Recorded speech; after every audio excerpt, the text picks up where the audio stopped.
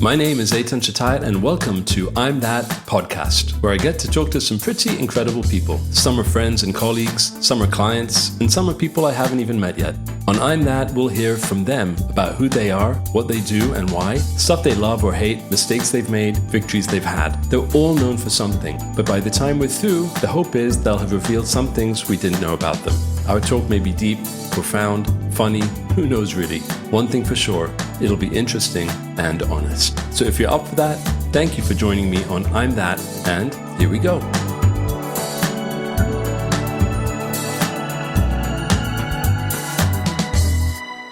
Carl Loeb, I am so thrilled to have you on my show. It's a pleasure to be here. My God, we've known each other forever. Everyone who's listening, I'm going to introduce Carl. He's a very dear friend and a creative extraordinaire. And I'm just so thrilled that you're here today. So Carl has been creating memorable brand communications for over 30 years as a creative director, as a copywriter, and a brand strategist. For the past 7 years, he has worked for the internal creative team at Salesforce. He currently leads the Brand Creative Center for Excellence, overseeing global brand awareness campaigns and the development of global guidelines and standards. Before arriving at Salesforce, he created ad campaigns for Volkswagen, where we sat opposite each other for years, at Microsoft, Converse, Men's Journal, Cantor Fitzgerald, and more. His work has won tons of awards in multiple years for loads of clients. Citations include the Cannes Lions, One Show, Communication Arts, Art Directors Club, Effie, MPA Kelly Awards, Archive and Radio Mercury Awards, and just the list goes on. Carl, it's so good to see you, my friend. It is great to see you too, Eitan. How are you doing? I'm great, thank you. Yeah, it's a beautiful day. How are you? I'm good. Well, I know where you are, but no one really knows where you are that's listening probably. So why didn't you tell us where you are? I am in Fairfax, California, which is right in the heart of Marin County, north of San Francisco. Cool. Well, that's beautiful. I'm going to open this up with just a question, which I hope that you can complete. So I'm just going to dive in and ask if you can complete this sentence for me. I'm that. This is hard. I'm that question mark. Oh. Okay, you got to tell me about that. It's hard to describe myself by only one thing. There are so many different things that go into it. I'm that Oregonian. I'm that copywriter. I'm that dad. I'm that husband. I'm that Jew. It's all wrapped up into who I am. Identity is complicated. It's complex. We're all more than one thing, I think. Yeah, I agree. Well, I mean, I think that's one of the ideas of the question is also to get into that a little bit. All those amazingly different things about you, and you specifically are, I've known you for, I think, 20 years now. So many things. I mean, I have lots of memories with you that I've had since our Volkswagen days, but also since then. Maybe you could just tell us, maybe start with the now. I mean, what do you do at Salesforce exactly? Maybe we'll just start. What do I do at Salesforce? I lead a team of 25 odd awesome people who, at least in terms of what we were able to do creatively, an amazing brand awareness creative team that has been making the TV commercials and the brand level digital for Salesforce, an amazing team that does all of our engagements for Customer 360, which is our main product offering. The brand design team, and working with our global enablement, helping to define how the brand looks and feels and sounds and generally shows up in the world. Plus other teams that work on our app exchange, our small business, and our proofreaders who stay close to me. They want to be near a writer. Well, Salesforce it's a household name at this stage in terms of a brand. What's it like? What's it like working there? I mean, it's amazing. Certainly in terms of the work culture and the challenges, this was my first foray onto, what we always said was the client side. when I was in agencies, and there was always this feeling that when you're moving to the client side, you're selling out or you're over the hill. And my friend and boss, Scott Larson, thought of it as an elephant graveyard. But the reality is, I think working on the business side I've probably grown more in the last 7 years than I did at any job other than like my very first few copywriting jobs, where I learned how to write and learned how to think like a copywriter. Here, you're not in the creative department. You are part of a marketing team. You're working directly with marketing partners, and you have to expand your knowledge and understanding of so many different things. It's like what your marketing partners need, what your sales teams need, how you have to be accountable for making sure that you're reaching all of your targets. And another kind of amazing thing was, I worked in advertising on the agency side for 25 plus years. Not one of those agencies ever taught me a thing about managing. I think that talent development on the agency side pretty much amounts to somebody walking into your office and telling you, "You've been such a good creative, we're promoting you to a manager. Good luck." And then they walk out. Whereas, on the corporate side, good companies take their talent development really seriously. And I've benefited since I've been here of like actual training, people teaching me how to do the job that I'm expected to do and holding me accountable for it. It's been great. So what's interesting about what you're saying is like how they allow you to grow and nurture you, which is pretty interesting. Is there anything specific though about Salesforce?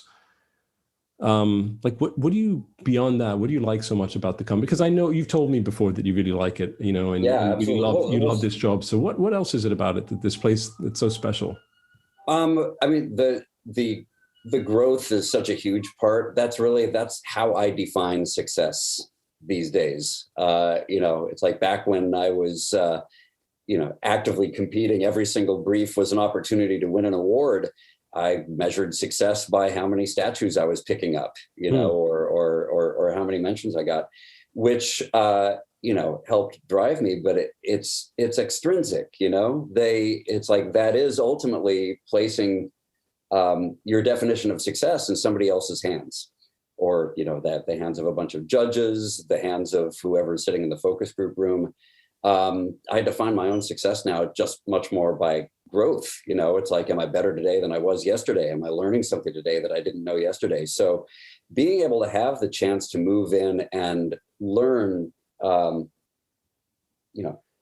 much as I have is a huge part of what I've loved at Salesforce. But beyond that, the company itself has got an amazing culture. I mean, we make an amazing products. We're the number one CRM worldwide. It's crazy. We've been voted, number one in sales, service, marketing, commerce. So we have great products to sell. And the culture itself is amazing. This is a values-driven company. If you ever have to ask yourself what the right decision is, you'll never be wrong by checking back in Salesforce's core values first and anchoring yourself in those. It's really a company that walks the walk when it comes to its ethics. Let's go back to yesterday for a minute, just so that beyond the bio, you tell us a little bit about maybe your educational background and how you got to where you are today with a brief stop at Volkswagen, because that's where we met. But it was such a, and we've spoken about it before because we know each other, but it was kind of like a little bit of a golden era for us. So maybe just take us a bit through your career highlights and also like Volkswagen. Where do you want to start? I don't know. Start from the beginning. Like, how did you start? How did you get to where you are today? Like, you're a copywriter. I mean, you write. Yeah. That's how you start. It's funny. So I went to a little liberal arts college in Minnesota called Carleton, and I majored in English literature, and I wasn't certain of a lot, but I was certain of one thing, and that was that I was going to become a lawyer. So, after college, I traveled around for a while. I spent some time in Israel. Came back home, and as soon as I crashed back in my parents' basement, I started studying for the LSAT. That lasted about 3 weeks. I was taking all of the practice tests and realizing that you have to have a logical brain to be a lawyer. And my brain's only half logical and half strategic. The other half was always looking for, reading these multiple choice questions where there's only one correct answer. I was doing the typical creative thing where it's like, well, I don't know, under the circumstances, A could be right or B could be right. Or, if the person in the question was having a bad day, C could be right. And so I realized the law was not going to happen. So the backup had always been, well, it would be kind of fun to write the ads that I see on TV. So I had, when I was in college, did spend a day shadowing a copywriter. That's something that my college set up. So once I realized, okay, I want to get into this, I connected with him again. He was a smart, super creative writer for a local agency in Portland. And he really became my mentor. His name's Rob Rosenthal, amazing writer, mentor, and CD. And so I went to work for a number of... Is he still like at it? He's still at it. He's still working. He's still in Portland, still making amazing stuff. Nice. And so, I'd bring him ads and we'd meet up for coffee, and he'd flip through them going, crap, is, one after another. But, I'd ask him, okay, it's like, what could I do to make them not crap? And then I'd come back a couple months later, which really surprised him. He, generally when he gives people the crap treatment, they don't come back. And I came back. This time it was crap. Yeah, there might be something here. And the next time I came back with, I've been studying all the show books. I came back with some ads I'd written for a personal trainer. And he was like, okay, these are good. These are really good headlines. And I was like, yeah, dancing. It's like I got a good out of him. And, and that's kind of how it went. I kept on bringing him what I was working on, for 3 or 4 years, working in small agencies where I was doing brochures and direct marketing and things like that. Kept on bringing him the stuff that would make him say, all right, this is a show-worthy headline. Mm-hmm. And he helped me put my portfolio together, and then finally hired me. Nice. Yep. I worked with him for 6 years. And at that point, as a small agency in Portland, we started winning awards and getting attention. And finally, Headhunter called and with an offer to go back to, if I wanted to uproot my family and start working on national brands, she was offering me a chance to move to Boston, partner with Paul Renner, work for Pete Favat, and work on Converse. Oh, wow. And, that was Converse at the beginning. Okay. It was Converse at the beginning. Yeah. It was still Houston Hurstech Favat at the time. Wow. But just when I got back there, Arnold bought Houston Hurstech Favat, and we eventually merged into Arnold. And after a while, Paul and I got the attention of the leaders of the Volkswagen team, and they asked if we would be at all interested in working on Volkswagen. It's hard to keep a poker face when you get that request. It's like, yeah, maybe. Okay, yeah, sure. Turn the corner and dance down the hall. So that was you and Renner, actually. Yes. Beginning. Wow. Yeah, Paul Renner. Wow, Paul's amazing. So what was that must have been 97, 98, 99? 90, 97. I came on board when I... you know what? It's the beginning of... I moved to Boston in January of 98. 98, so it was around... Okay. Yeah. So it was spring of 98. So I know what it was like working on Volkswagen, and I know you because we sat opposite each other, as I said, for years. But what was it like?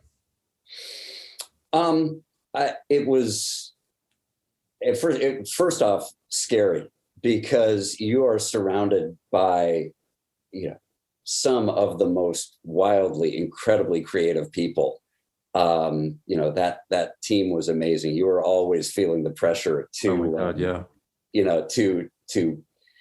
It's like Lance Jensen and Alan Paffenbach, great creative directors. You wanted to make them happy, and they had already seen all of the bad first ideas from other people. And they really, they were like, I don't know, it's like, show me something I've never seen before. And they were holding you to it. There was no sneaking by that. So,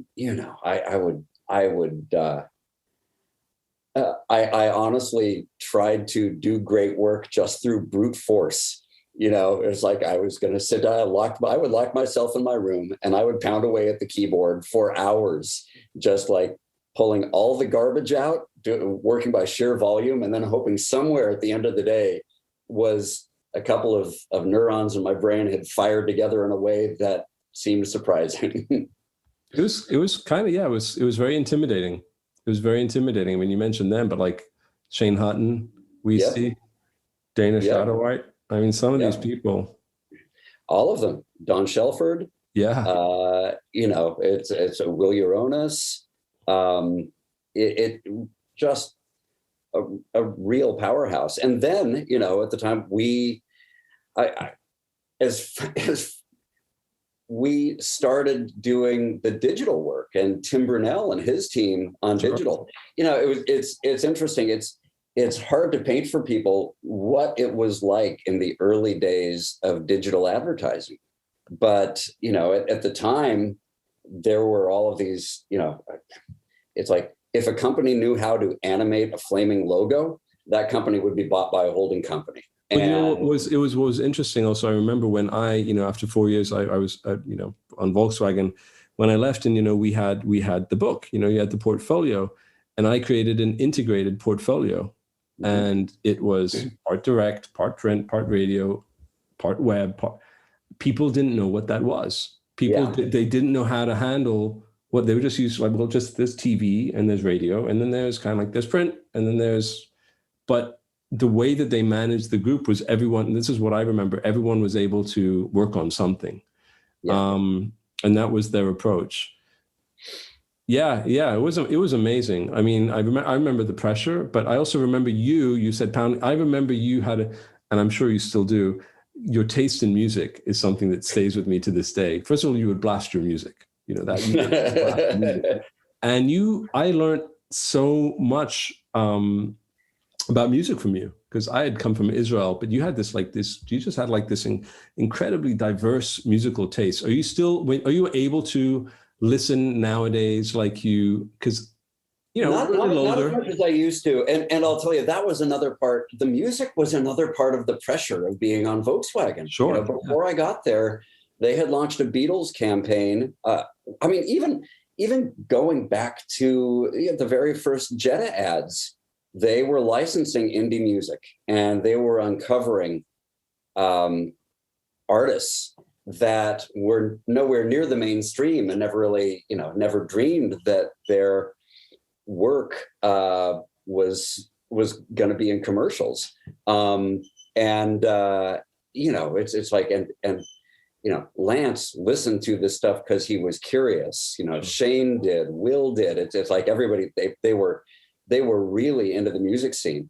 I walked in there, it's like with a head full of grunge and hair metal, and it's like and classic rock, and some jazz, and realizing it's like and early 90s alternative, but realizing that the universe was so much bigger than that. And so I started subscribing to all kinds of music magazines. Anybody that was handing out like a CD sampler of new music, something that was curated, I would be all over that. Go to Tower Records and grab their quarterly sampler, subscribe to any magazine that included a sampler with it. And honestly, like all those sources really helped to curate what was good and put new great stuff in front of me. And I think it's really hard now because it's like there's so much competition. There are so many streaming services. There are so many playlists. And it's really hard to find curators that you can trust. So yeah, it's like my taste in music was really, that was another thing that was formed by the pressure. I thought, all those years, it was just like you and your, you bringing everything that you had to the table musically. But yeah, look, I mean, I think that when you think back to those days, the kind of like the diverse background of everyone, what every individual brought to the table in that group really culminated in this incredible creative output. Do you have I'm familiar with, I think, all of your campaigns from Volkswagen, obviously, and I have one or two favorites that you delivered, but what's your favorite campaign or spot or anything that you did for Volkswagen while you were there? Your personal favorite that you did though? I think, honestly, my favorites are the haiku print campaign that Adele Ellis and I did together for Jetta and Golf and GTI. That was the first time I worked with Smári Osmundsson, the photographer. Sure. Amazing guy. And we became friends through that. Who, by the way, now lives out here near. Huh? Didn't you work with him afterwards? I did. Smári now lives out here in Petaluma. And he is now a food entrepreneur, and he launched an amazing Icelandic yogurt. You did the branding for that, probably right? 10 years ago. Yeah. And my partner, Gerald Lewis, and I did the branding for that. I don't think it's around anymore.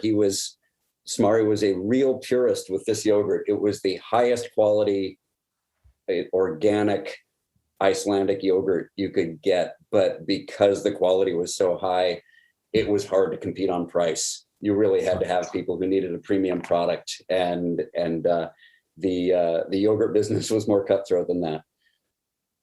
So Smári was amazing. I just want to make sure that anyone who wants to see Carl's work, you can literally just Google Carl and you can type in Volkswagen. You'll see all the awards that he's won. My favorite campaign that you did, one of them anyway, was I think it was yours. It was the standard features. Yes. Yeah. That was the first big campaign that Paul and I did together on Volkswagen. It was just so smart and brilliant. And I remember, like, before I made it to the Volkswagen team, seeing that campaign, and I'd never seen anything like that. That was so smart. But that's you. Listen, I'm going to ask you a couple of questions because I want to get through a couple of questions. Yeah, and one of them is, I'm just going to hit you with it. What are you really good at? What are you really good at? That is a great question. Honestly, writing. I'm kind of like Rain Man when it comes to grammar and spelling and arranging words until they sound conversational, and that's kind of always been my go-to. It came easy to me. I'm good at seeing the bigger branding picture. I feel like I can step back and I can look at a branding ecosystem or how a brand is positioned, or where a brand needs to go. And the picture is fairly clear to me. I have a much harder time working at a more granular level. And Salesforce is very much about, demand gen and connected journeys and things like that. That took me a while. And those things I need to map out so that I can see the whole thing. I'm not happy until I see the whole picture. So I can't ask what are you good at without also asking what are you not good at, which you kind of answered, but like, is there something that you're really terrible at? Like, oh my God, get away from me. I suck at that. I'm a terrible art director. Really? I'm a terrible art director and designer. It's like, if I have to pull together my own presentations or anything like that, they will be ugly. It's like, there are plenty of product marketers in my company who are better designers than I am, and their PowerPoint decks look a million times better than mine. Got it. It's like I am good at hearing the voice that a typeface speaks in. Mm-hmm. And I think that's a connection to the words and understanding that type is how you express it. I love typography, and I love the artistry that goes into giving a typeface a voice and a personality. So I do understand that, but I could never design a typeface. So now that we've gotten the good and the bad out of the way, and this doesn't necessarily have to be related to the professional, side of you, but as we get older and we gain experience, we succeed and we fail. What would you say is the biggest? I don't want to say your biggest failure, but something that was your biggest challenge, the most difficult thing that you've ever had to go through, and what did you learn from it in the long run? That is a great question. And it's something that took me a number of years to recognize and a number of years to work through. But I mentioned earlier, defining success by things like awards or titles or recognition places your happiness in the hands of forces you can't even influence. And when I would hit rough patches, I think particularly in the work and particularly when I left Boston and moved to New York, I had a number of jobs where, the kind of writing that I do and the way I express myself through the ideas either wasn't what my bosses were looking for or wasn't what my clients were looking for, or and I really started to doubt myself because that's one of the problems with this business. You can be the same writer, you can be the same creative, and you can be bringing the same solutions to work that your previous company had thought were, brilliant. And, it's practically everything that I did for Volkswagen picked up one award or another. And then I'd go to work for other places and, bring that perspective and that personality and try and solve things that way. And people that hired me were not digging it. And then even if you could make something, you're like, okay, am I gonna be able to keep winning awards? It's all up to the show judges. And I really had to work through depression, some serious depression, and realized that the pursuit of ad fame had taken me far away from most of the things that had made me happy, and had placed me in situations where it was hard to succeed.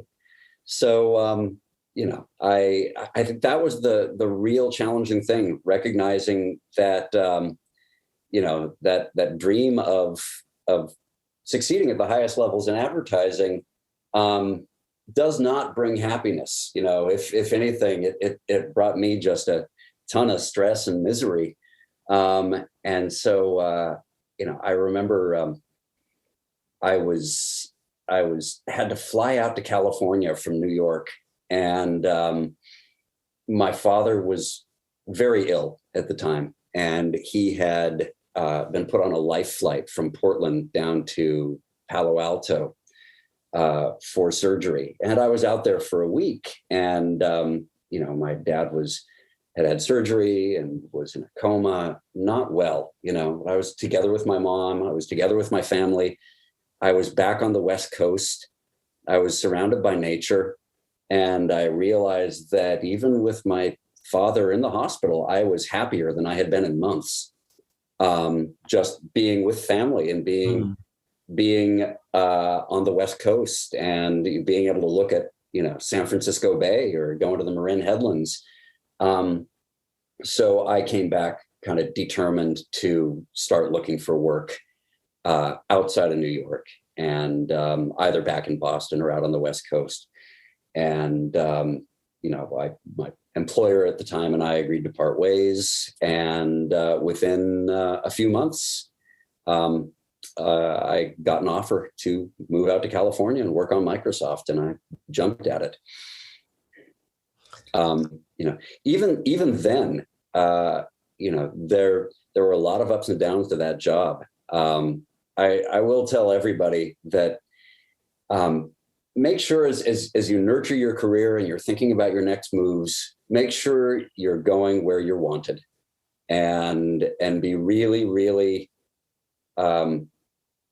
tuned in to the signals that you're getting from people and to the environment around you, and ask a lot of hard questions to make sure that you're being set up for success, and that, whatever you move into, you're taking that job for all the right reasons, your happiness being first and foremost among them. That's great advice, Carl. That's great advice. And I empathize with you, and I can relate. Absolutely. There's a lot of pressure, as you said, to succeed by someone else's standards. And it takes a lot of work to, I think, especially when you're coming out of, one of the top accounts in the world with all eyes on you, and there's an expectation, and it's practically impossible to meet those expectations. But I completely feel you. Well, yeah. You're happier than I've ever seen you, and you're doing amazing stuff. You really are. Thanks. I feel like working on the brand again at Salesforce. I'm back in my comfy place. As I was mentioning earlier, it's like being able to think about brands at a high level and being able to hold them together. And what a difference to be on the client side. I mean, you talked about what it was before, but you're working with agencies. You're in the driving seat with your team. Yeah. Well, it's funny, in the driver's seat. Yes, but we have, I'm very careful when I reach out to a new agency, or we reach out to a new agency, particularly at the brand level, because I've sat where they're sitting, and I've had some horrible clients. And, so I feel like my job is to not, the last thing in the world that I want to be is an agency's client. When we start working together, I sincerely tell them that I'm here to be their partner. I'm here to help them crack the code of Salesforce. It's like they can call me anytime, day or night, to talk, and I'll be there because I want them to succeed. I will protect them from bad briefs. I will make sure that they've got enough time to get up to speed. It's like I want to be a partner that they want to keep on coming back to. And I know that it's really up to me to set the agencies up for success. If the agencies that I'm working with aren't succeeding, I really kind of feel like I shoulder a lot of that blame because it's really like I must have missed something in helping set them up, or I must have ignored a signal, or am not getting them the right information. I'm not being available enough to them. Whatever. So it's a privilege to be able to work with great agencies, and it's a huge responsibility because I have so much empathy for them, and you've been there. I've been there. You've been there. Boy, have you been there. Who are the if you could name a couple of role models, anyone famous, not famous, someone personal, like people who have helped you, who would they be? Well, honestly, I first and foremost, when who helped me, I have to go back and give Rob Rosenthal a huge shout out for teaching me how to write copy that kicks ass. It's like I didn't go to ad school, and I was, That's something, by the way, I always liked it. I connected with you there because I didn't either. Yeah. And a lot of the kids came out of these ad schools. But sorry, keep going. So you didn't go to ad school, but he was your school. He was my school. It's like he was my school, and the jobs have been my school, and the books have been my school, and other great writers who've been or art directors who've been able to give me honest feedback have been my school. I owe a huge debt to Pete Favat. Pete, amazing creative director, and he took me out of Portland and back to Boston.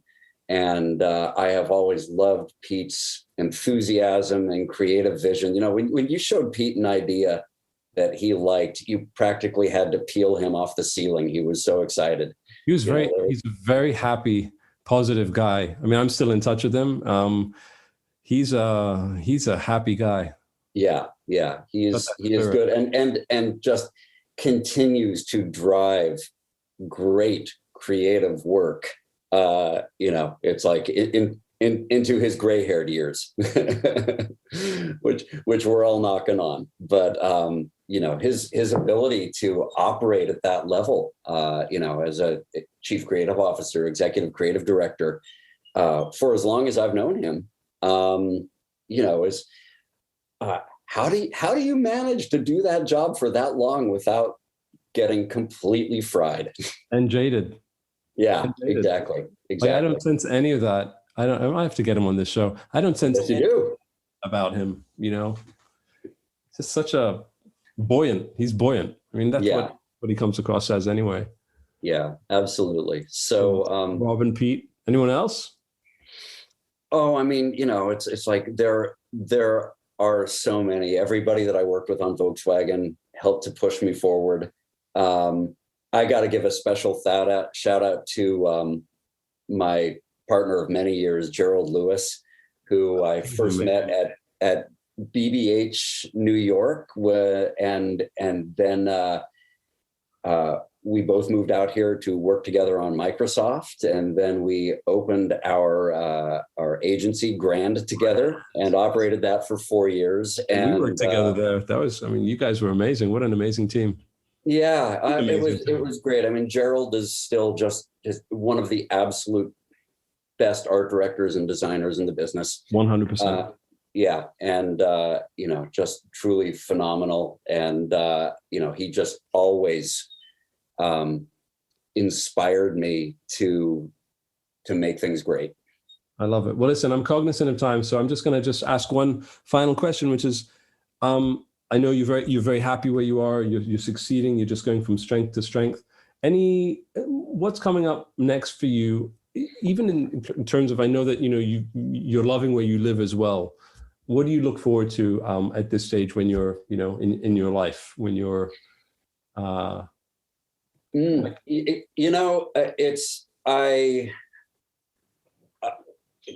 wife and I are empty nesters now, and we get to spend time together doing the things that make us happy. I hope to keep. I can't see myself retiring. I can't see myself ever not working. But we have already taken the first step towards, a next thing. So I had always wanted to return to Oregon someday, and we bought a house in Bend, Oregon. It's a town in Central Oregon where we had always gone on vacations when we were kids, and then continued to vacation there. Honestly, like we'd fly back there from the East Coast when we lived on the East Coast to go on vacations with our families. We would drive up there a couple of times a year from California to go on vacations. And we bought a house where we bought a house in our happy place. And we're spending a lot of time up there. And I'm also discovering just how much being outside in the wilderness was a part of what made me happy and made me who I am. And it's something that I really didn't do that much after I left Oregon to go to college. and I'm reconnecting with that part of me now. And I'm just going to have a garage full of gear and do every conceivable snow sport, trail sport, bicycle sport. It's like fishing, rafting, stand-up paddleboarding, you name it. That sounds good to me. You're amazing. You're wonderful. I'm so happy that you came on and you spoke to me, and you're just like a great human being, Carl. I mean that. Well, my heart. Eitan, right back at you. I have admired the work that you've done with Nadi and the incredible branding work that you've done. The I'm That Jew and She's That Woman work that you've done and that you and Dan are doing together. And I think especially a lot of the work that you're doing to connect the creative community, which is, it's just wonderful. Keep it up, my friend. Thank you. And you too. Bless, man. Bless. Thank you.